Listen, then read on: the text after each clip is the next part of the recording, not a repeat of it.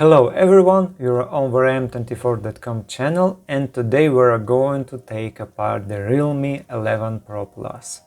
First of all, as usual, we need to remove the SIM card tray. For this we use the special tool, insert it into the hole and gently push the tray out. If the tray doesn't come out easily, we can also use tweezers. Next, we need to heat up the back cover surface to about 70 degrees Celsius or 160 degrees Fahrenheit. For this, we use a heating pad, but you can also use a heat gun or hair dryer. And after about 10 minutes, we can start separating the back cover. To do this, we use a thin plastic film. We need to carefully insert the film into the gap between the back cover and the mid-frame. This is not always easy, since the back cover on this model is slightly curved. So we carefully slide the film into the gap and move it along the edge, cutting through the adhesive layer. Of course, in our case, it would be better if the plastic film were trimmed to make it just a little bit sharper. So we carefully move along the edges of the cover. Pay attention that around the camera area the cover is always glued more strongly. And we separate the back cover. As we can see, there is nothing attached to the inside of the cover. After that, we need to protect the camera lenses. For this we use a special protective film. Please note that we stick the film not directly onto the lenses, but onto the rim around them. Now we move on to unscrewing the screws in the upper section. For this we use a 1.5 mm Phillips screwdriver, also known as Phillips #30. We place the screws on a special surface in a specific order just in case for assembly later. And notice that here there is a specific protective sticker under which another screw is hidden.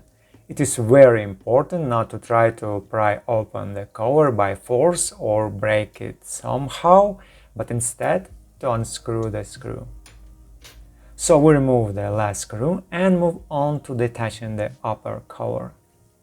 Using a non-metallic tool, we gently pry at the edge and try to open it. As we can see, the cover doesn't come off easily. We can use a second plastic tool.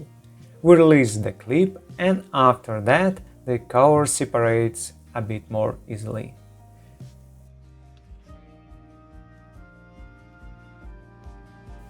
And we remove the cover with a flash, and then with a non-metallic tool we disconnect the battery connector.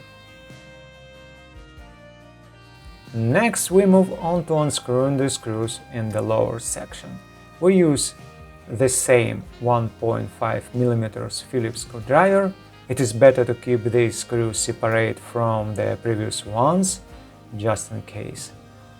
After unscrewing, we need to remove the cover with a loudspeaker. Again, we look for the right spot to pry. We check the clip position and then carefully try to lift the cover.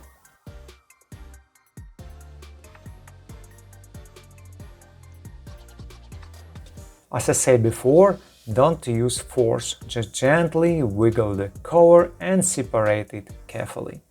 The loudspeaker is mounted on the cover. Now we move on to disconnecting the fingerprint scanner connector, the interboard flex connectors, and the display flex connector.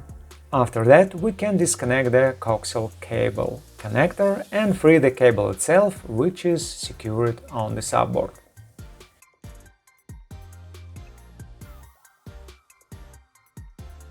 After that, we carefully lift and flip the subboard by prying at the edge. Keep in mind that on the other side the subboard is connected by a second coaxial cable, so we need to be careful not to rip the connector off. And we disconnect the connector. On the subboard we have the microphone and SIM card connector. In the display frame, what remains are the flex with a charging port, the fingerprint scanner and the vibration motor. And now our traditional quick test of the microphone hole. The microphone opening is located in the display frame, protected by a mesh. The microphone body itself is located on the subboard on the opposite side of the hole. The microphone hole has an L-shaped path.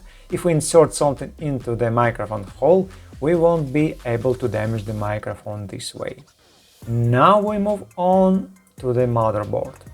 First we can disconnect the cameras. Carefully pry up the connectors, lift and remove the cameras.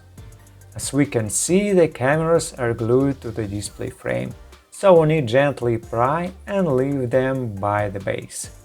Be careful, if you pry the cameras by the middle, they can easily snap in half. And we disconnect the last rear camera and set it aside.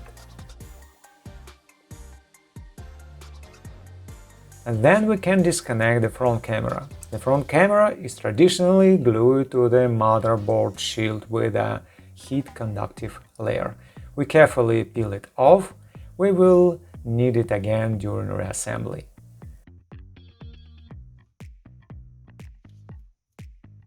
We cover lens of the camera to keep dust off and set it aside.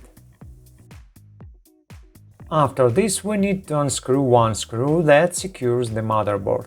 It is very important not to forget this screw. It is different from the others, so it is better to keep it separately. Now we carefully lift the edge of the motherboard, remove it and take it out.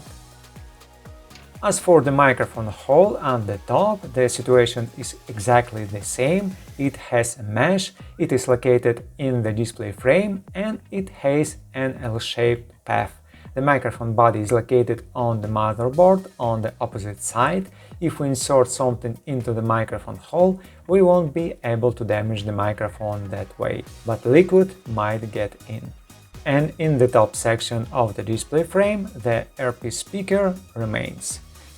Finally, we move on to removing the battery. We have two black pull tabs and black protective strips along the sides, which need to be peeled back.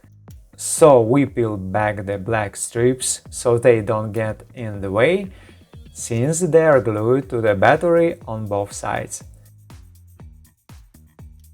After that, we will need to pull on the tabs in the middle.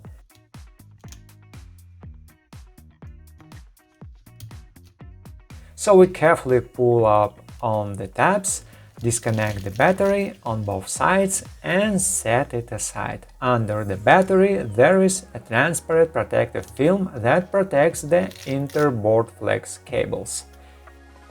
Okay, that completes our teardown. Thank you for watching and see you in our next videos, or on our Telegram channel, or on our website.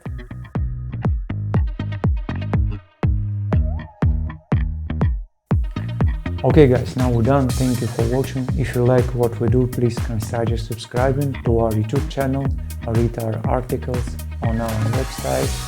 Take care of yourself and until next video.